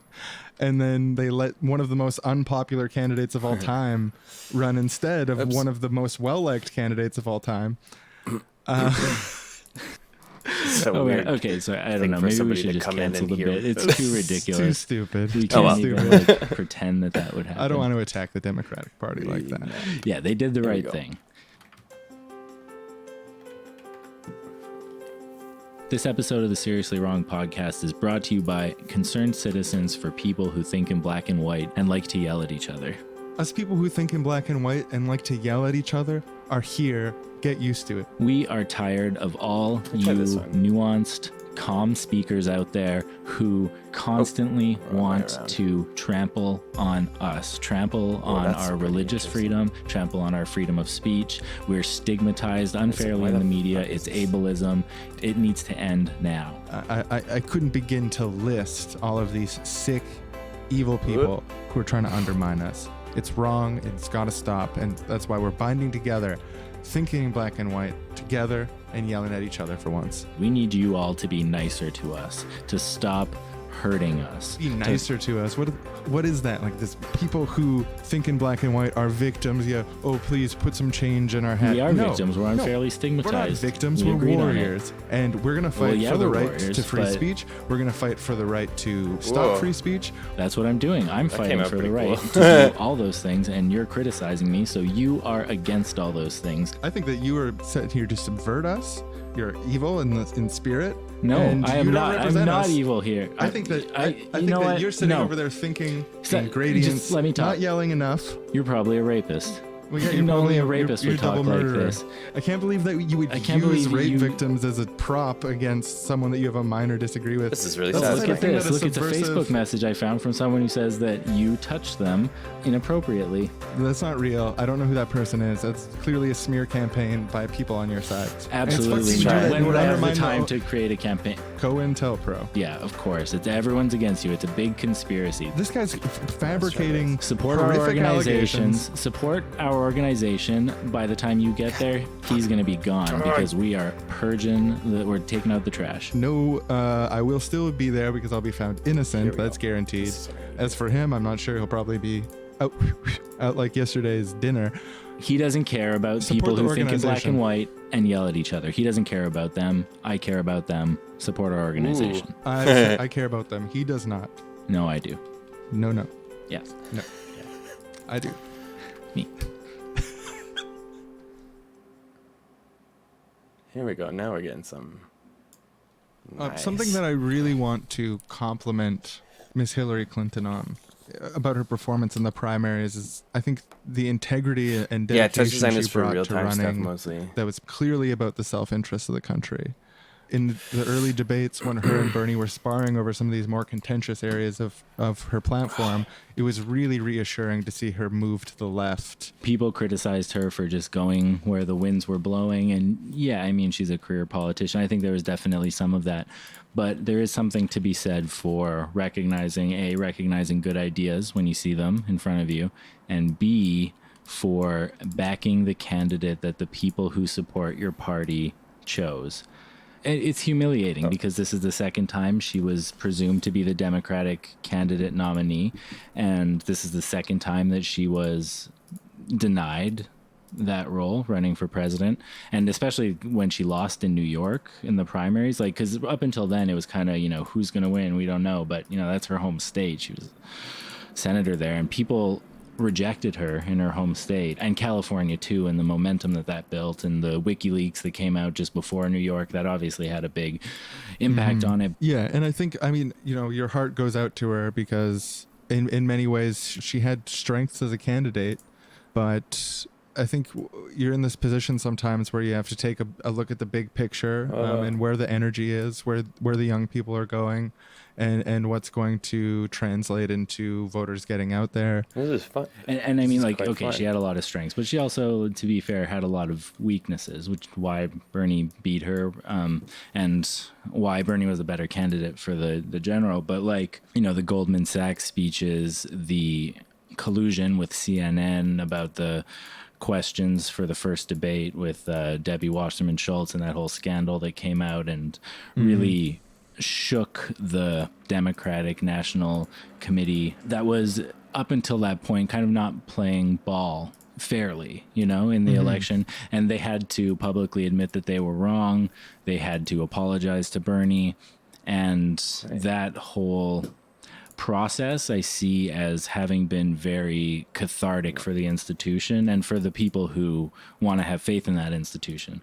Yeah, including a lot of Republicans and independents, because fair or not, there's a lot of perceptions that persist about Hillary Clinton. I'm willing to give her the benefit of the doubt on a great lot of things, but there are people out there who honestly just aren't really rational about everything in politics. I think that's pretty clear most of the time, is that we're not governed by rationality, and we've had decades of conservative talk radio demonizing her. And it's not to say that she's faultless and it's all completely made up, but when you've got such a strong base like that you're working against, it would be challenging to translate that into a victory, I think.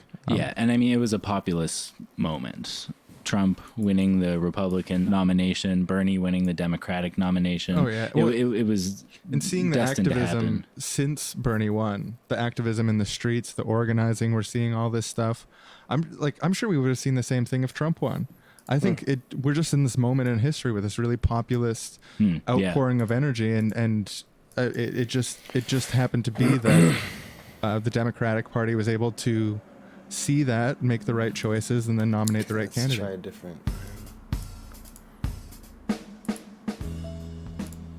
So Bernie would have won it's a funny meme, but did you think like he would actually have won? I think that there was a really good chance of it. I honestly think he would have had a better chance than Clinton, and I think you probably wouldn't have needed that much of a better chance. She was pretty close to having won since she actually won the popular vote.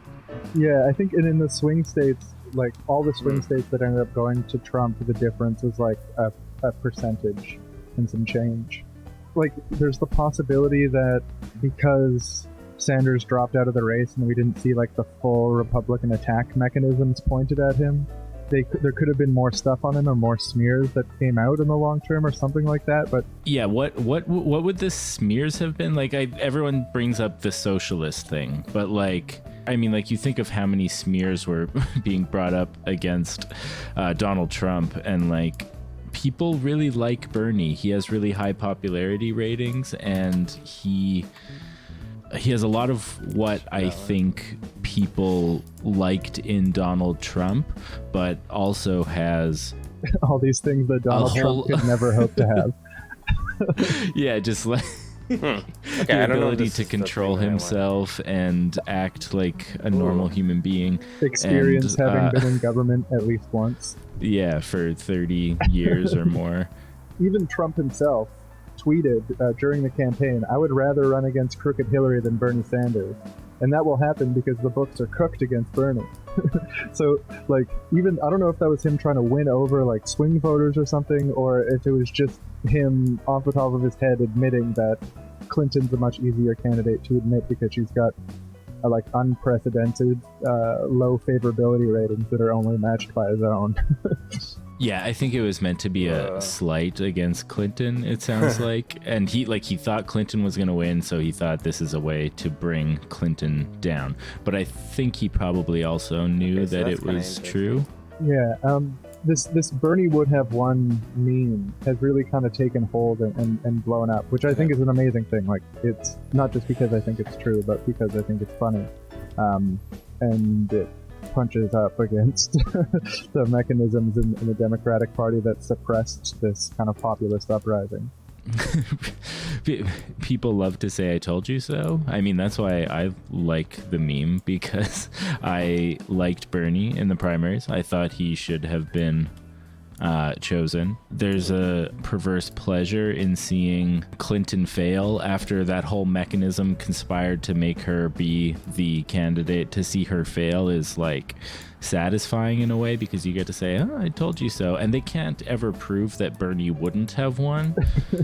They can make that argument, but now it's an open question, and we can just like take the territory that Bernie would have won. And I don't know. I mean, it's it's obviously not a truth claim, but it's yeah, and I guess there's a hope in, if we repeat this thing enough, that might be able to influence the zeitgeist in a way that the it's really ironic. I love how ironic they are. It's so awesome. Young people and independents and high information voters more seriously.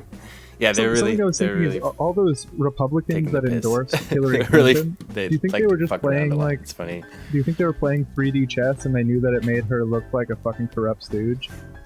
No, I think that they honestly thought there was going to be a sizable contingent of Republicans who were like, yeah, she's closer views to us on trade, she's closer views to us on foreign policy, and yeah, we hate the Democrats. When you stack it up against this person who in a lot of ways was more different from any standard Republican than Hillary was.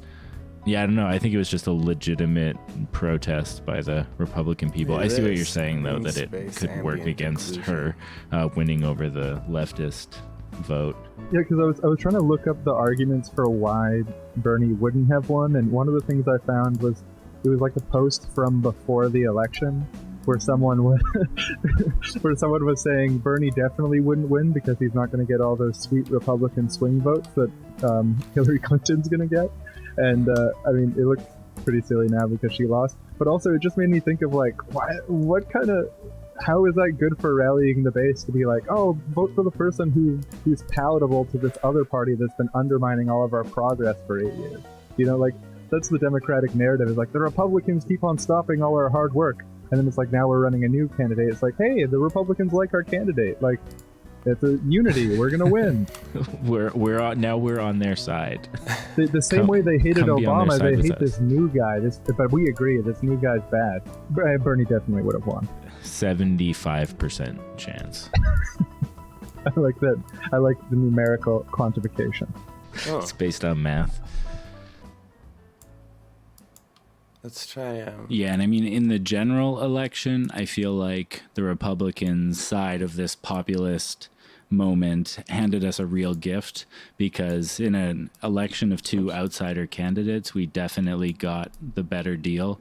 Like, they got The Apprentice reality show TV star, Mr. Puts his name on every building, born with $1 million spoon in his mouth. And on our side, we got Mr. 30 years of principled electoral service to the population that he of Vermont and Burlington, and a message that nevertheless was exciting for basically everyone in the country, except for the real hardline Trumpers. Yeah, it might have been harder against someone like Ron Paul, who has that long record Wait, of service this that is what one I can wanted. look to.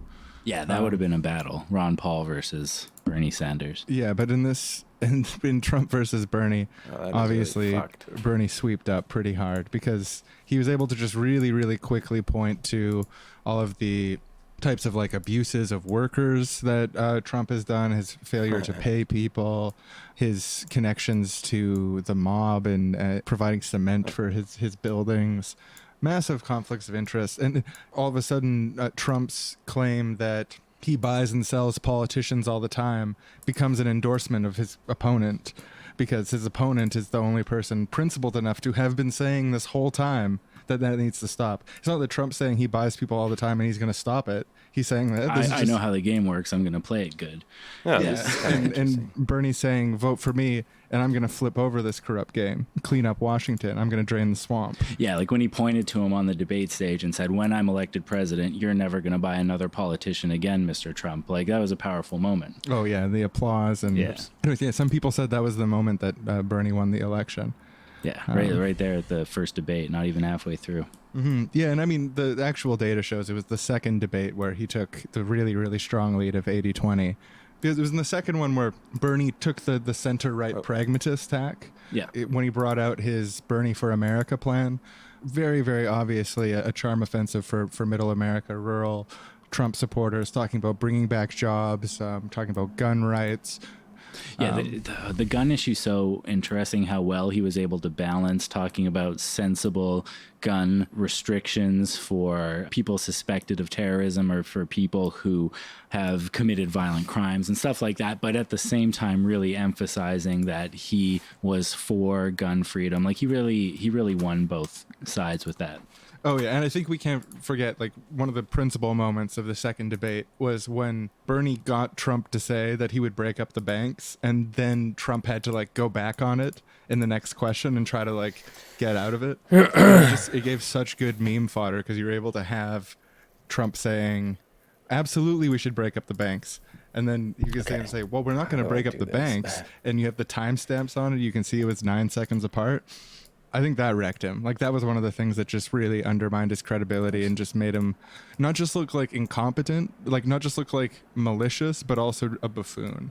Because that's really what he was. Yeah, he's a clown. In a position of policy discussions, he was treading water constantly. His fragments of half sentences and like misapplied appeals to emotion with no actual, like, it didn't fly. I never remember how to when make this going thing. toe to toe with Bernie. And the memeability of Trump and the memeability of Bernie, I was thinking about, like, really what was Bernie's strength in the meme wars, because as much as Yeah, he it's was actually able really to easy to capture the get, sort of respectable TouchDesigner enabled him to talk to each other. Let's jump into that. Like, I'm just going to say what you fuck need it to to win an all this. election. He also really captured the stuff. youth and the internet culture and the And let's debate just floor jump of right social into that. media, which is becoming more and more central to all of our lives. And I but- think Like, I think the thing that Well, really okay. made No, I'm not going to do that. What I'm actually going to do is to meme gonna, in favor of Bernie as leftist use the audio was to that control he some aspects is of it. a genuine person, and that's in a sense a so- strength of Trump as well. Trump is this weird thing going where he's like genuine in how disingenuous he is, and it's really easy to meme against moral contradiction because you can just boil those elements So, down and really let's look at capture them and make it stark. And you couldn't do that to Bernie. You couldn't point out how corrupt he was because he's not corrupt. Yeah, like the worst that you really had on him is that he aligns himself with some democratic elements that have these patchy histories and kind of challenge them to step up, which I'm really happy to see that they are to a great degree stepping up.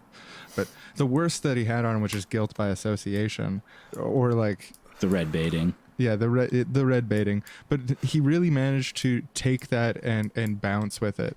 Like when he made the joke in the third debate about seizing and nationalizing Trump Industries, but how that would actually probably make America have to be bankrupt. It was pretty funny because, you know, like he obviously isn't really into massive seizures like that, but it's kind of the way that he's been attacked. And he was able to kind of play with it. And I think that type of playing with it is really genuine. It made even Trump look stuffy by comparison because Trump was so, like, even though he would break political dogmas, he's very, very narcissistic and self-centered. And for Bernie to have like a little bit of humility and rolling with the punches type stuff, it was really it was a powerful thing, I think, for young people. Yeah, and you know, like, this may sound like a strange thing to say, and maybe I'm too caught up on the meme thing, but I feel like a really good analogy for this whole election cycle for getting from where we were to where we are now is the journey that Pepe the Frog went on through this, because, you know, he had been kind of like tossed around on 4chan and other really far right-wing places. They were trying to take Pepe and turn him into a Trump supporter, a fascist, and the way leftist memers got on top of that right away and shifted the tide and took Pepe back, put him on their flags, made him the symbol of the revolution. Well, yeah, we had the Bernie Sanders meme networks kind of building at that point. So there was a point in the election where we realized that we were in a meme war, and we were really, really well organized because we were working on a candidate that we were passionate about as young people because the Democratic Party made the right decision. Well, look at that. We're getting a live call. When Sanders became elected, we got a red phone installed at Seriously Wrong headquarters that goes directly to the White House. This happens all the time. Answer it. Bernie wants to have a real connection with the independent media. Just call us the grassroots. Hello? Hello. Hi. President Sanders, it's so good to hear from you. It's so good to hear your beautiful voice, Mr. Sanders. Thank you, Sean and Aaron. I'm a big fan, and me and my wife listen to every episode in the Oval Office. Oh, thank you, Mr. Sanders. We're big fans of you, too. Well, I guess if there was one question that we could ask you. Mr. President, are you worried that you're going to make the government too efficient and everyone will like you? Everyone will like you too much and that you're too good and that you're too perfect, Mr. President? I am deeply humbled by all the support I've been getting. Am I worried that I'm going to do too good a job and be too perfect? No. I think being totally perfect is actually a pretty good thing. Oh, well, thank you again, Mr. President. What can I say? We support everything that you're doing, and Mr. President. Thanks for having me on. Thank you. Let me just say, I think you have a podcast that is for everyone and not just the 1%, and I think that's great. Thank you, sir. Thank you. Okay, I've got to go now, guys. Thank you again. Thanks. Thank you. Okay. Thank you. Thanks. Bye now. You're perfect, Thanks. sir. Love you. Oh, God, I love that, man. That was great. Oh, can you be the president of everything? Can you be the president of Canada? Can she annex us? Yeah. You know, I'm ready to submit. Add us to the American empire. Oh, cool. Yeah, I haven't tried any of those kind of things. Today's episode of the Seriously Wrong podcast is brought to you by Democratic flip-flops and footwear. Sandals, sandals, sandals. Bernie sandals, that is. Come down on Inauguration Day to get some half-price sandals at Democratic flip-flops and footwear. Your number one source for flip-flops and Republican propaganda in D.C. So earlier you were saying, Aaron, that you thought there was about 75% chance that Bernie would have won if he were the nominee. Yes. So first I'll say that the main argument that I've actually encountered that seems to kind of make sense for why Bernie wouldn't necessarily have won is that Michael Bloomberg said that he would run as a third-party candidate if it was a Trump-Sanders race. And if Bloomberg had entered the race and got 15%, he'd end up in the debates and he'd be able to siphon off votes from both Trump and Sanders, and it would kind of be up in the air again. But even that argument is contingent on there being like an elitist, moneyed, super rich section of the Democratic Party that's so against Bernie Sanders that they would fuck over their own chances of winning the election instead of just putting it forward as the nominee. Like, the best argument I've been able to find that Bernie Sanders wouldn't win is that the Democratic Party still wouldn't allow it if he was the nominee. Yeah, I wonder if there's been any polling done about whether Michael Bloomberg would have got 15%, because I don't think that's a foregone conclusion. Yeah, I mean, well, I think the argument is like the media, like the same media that backed Clinton and was critical of Sanders was backed Bloomberg, and just the idea that like we don't know how we would have fared in the long term because of the attacks and stuff. But I think that's total bullshit, because the amount of statistical evidence that Bernie Sanders would have won is actually pretty large. Yeah, as far as I know, he won basically every poll in which he was matched up against Donald Trump, whereas Hillary Clinton did not at all. Like, she lost a lot of them. Yeah, she would go back and forth from poll to poll whether or not she was winning, but like Sanders consistently had a lead early in the campaign. And also there was a poll done on November 6th where a private person paid for a Gravis marketing poll to see how people compared Trump and Sanders leading right up to the election. And at that time, that poll showed, from a poll of like 1,600 American voters, Sanders was preferred to Trump at a rate of 56% to 44%, which is much better than Clinton was doing at the time. I think their difference was about 2% at that time. And they also found that he seriously outperformed Clinton with independent voters, which ended up losing Clinton the election, was her poor performance with independent voters. And just consistently during the campaign, he pulled ahead of everyone else with independents and young voters. Those are both important demographics for victory of the Democrats. And he also has generally positive favorability ratings, which is really weird and rare in politics. And actually, it seems like the only one in American politics who has a higher favorability rating than Bernie Sanders is Michelle Obama. He consistently is very widely approved by both Democrats and Republicans. I listened to a libertarian podcast, and like they all voted for either Gary Johnson or nobody, and they probably would have done the same if the matchup had been between Trump and Bernie.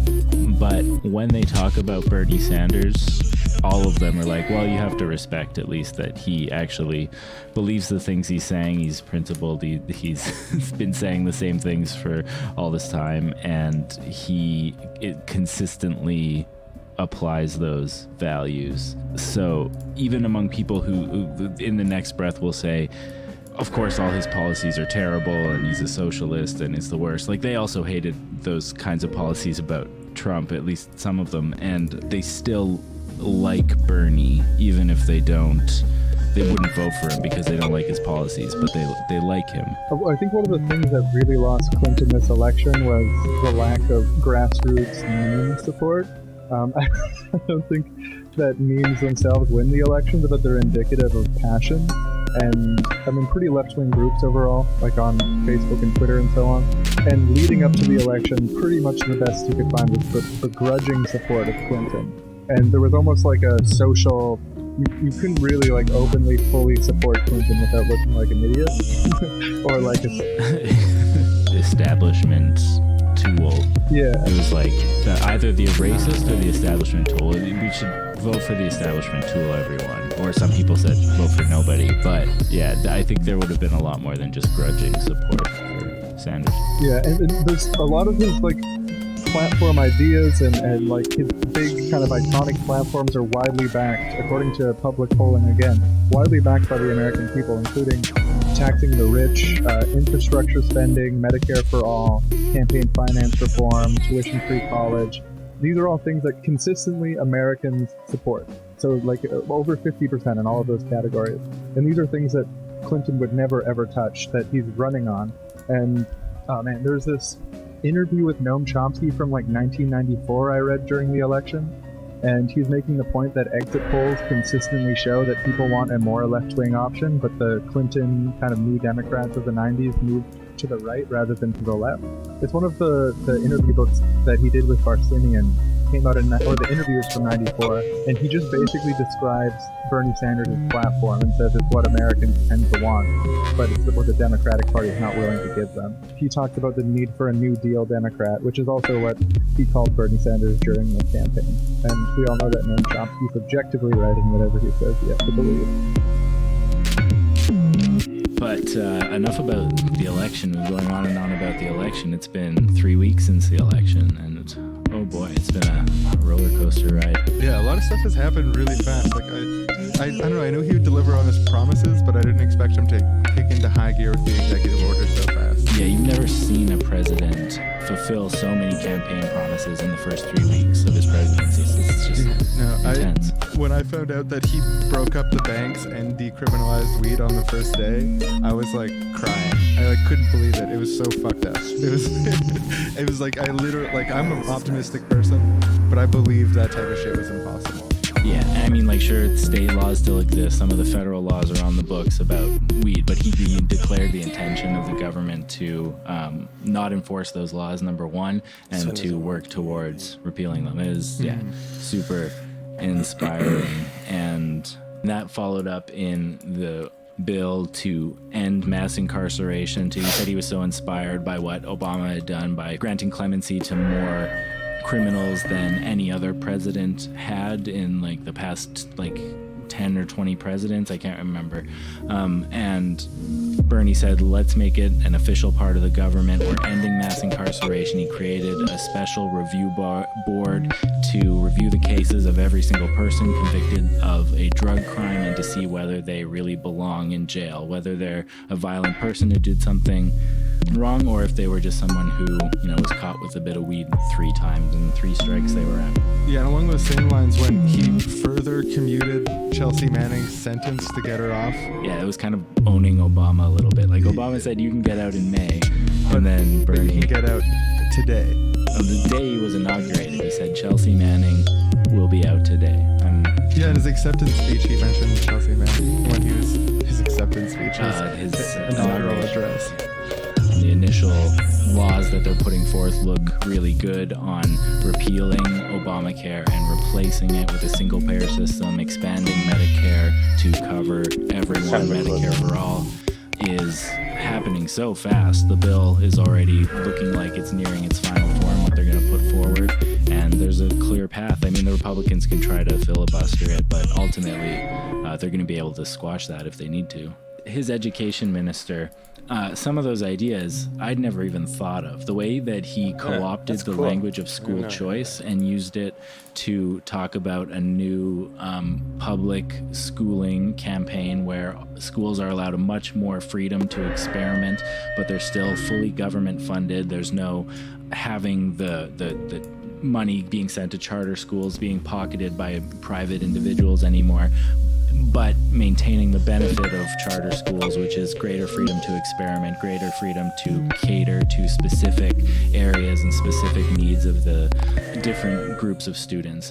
It's inspiring, and it reminds you how much just a single election can really change the landscape of the country. And and the Supreme Court pick. The Republicans now are like wishing so hard that they had nominated Merrick Garland, that they had allowed Obama's pick to go through, because Bernie is now the kind of de facto leader of the Democratic Party, and he's issued an internal order, democratized their internal systems to a greater degree, and one of the most symbolic actions of that is that his nomination for the Supreme Court is being crowdsourced as we speak. There's votes being cast by Democrats across the country who are going to be picking internally who they put forward. And yeah, right now I think Lawrence Lessig is in the lead, but there's a couple other cool, weird people that just... Yeah, no, I mean, again, you just see the people being brought to the forefront. It's exciting. There was a draft paper that leaked to Fox News, and they were talking about it was like a bad thing. It hasn't been confirmed yet, but there's apparently something being passed around right now in the Sanders administration of an aggressive foreign policy of setting up basically recreation centers and food distribution centers in war zones as a kind of charm offensive, and also educational materials, computers and technology and stuff, giving access to resources that are scarce in these regions and strongly associating the that American with, flag on it. exactly, And, the benevolent, kind of using the power that America has for benevolent aims, both smart power at its best. That's to quote Hillary Clinton, using that in a different way. But what Obama did in Libya, not smart power at its best. What Bernie's doing, that's really smart power at its best. Well, yeah, it's. I don't need to tell you that I support this policy, and I think that a big change needs to be done in the way that power is exerted by military powers. Yeah, I mean, it's probably premature to say, but I think that Bernie's foreign policy is going to see ISIS crumble really fast, because the response that you're seeing out of the Middle East of these education and resource centers that Bernie set up over there is that people are saying, has America really turned a corner? Is maybe we don't need to fight against America. Maybe we can peacefully coexist with America. These guys keep saying we got to blow them up, we got to kill them, but America's given us free stuff. It's not easy for ISIS to compete in a propaganda war when Western powers are being so clearly benevolent. Yeah, I've got a friend of mine, he's a Canadian service person and was handing out resources at one of these bases. And no word of a lie in Syria. There's people in these cities, Syrians, who produce Bernie Sanders merchandise, which they'll often give to the people at the site, to thank them for the food and stuff. They love Bernie Sanders over there. It's all these war zones just full of graffiti that says Bernie 2020. He's just won over so many people on the streets. I just don't think ISIS can ever get a foothold again against democratic socialism and Bernie Sanders, which is now a growing, bigger ideology in the Middle East.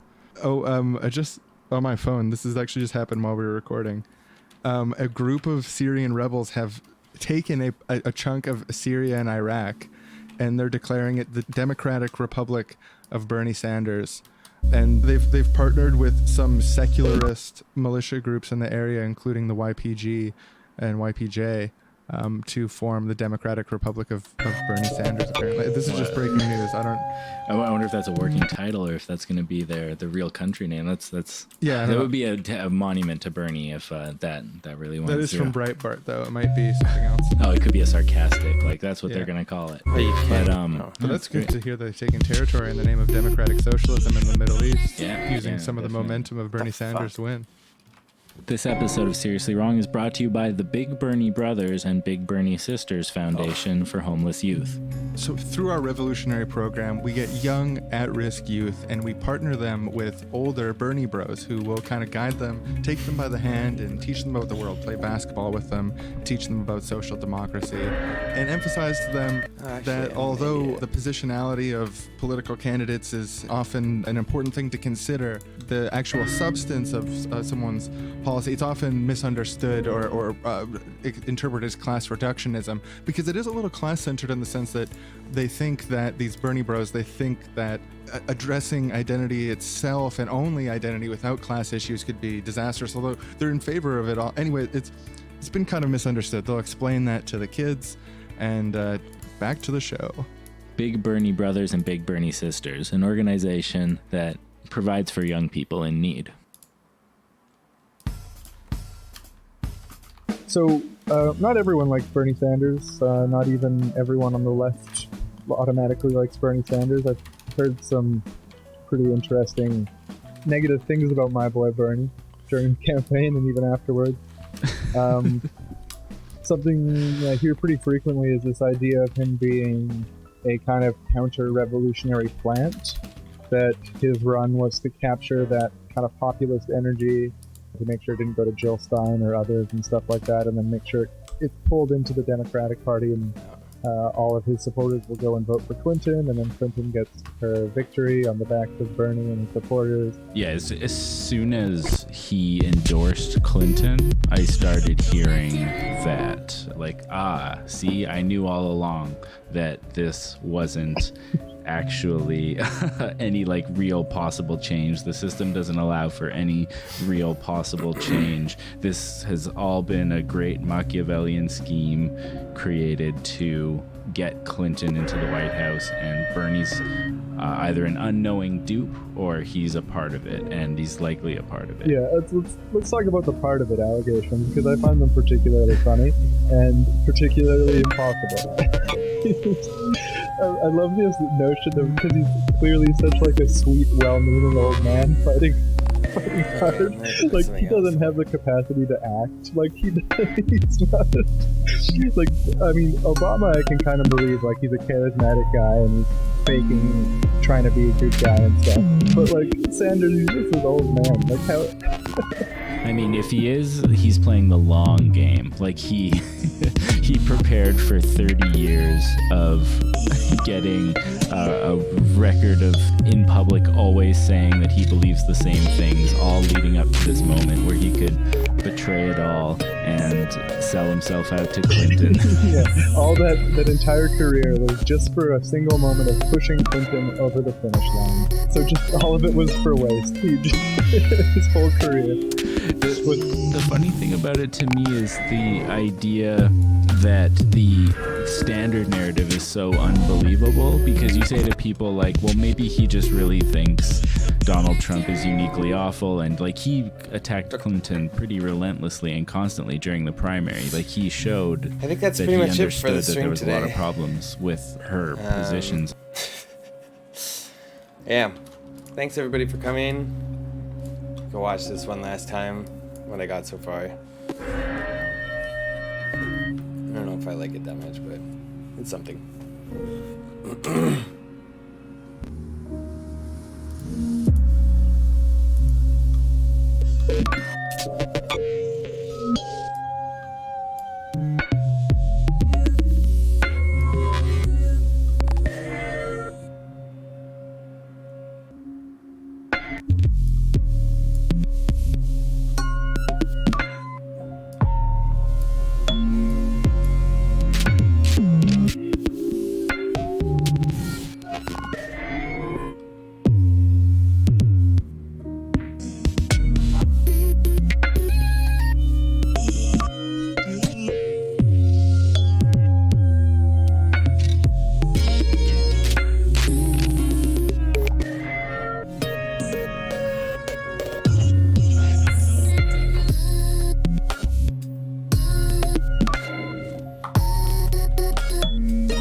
Anyways, okay.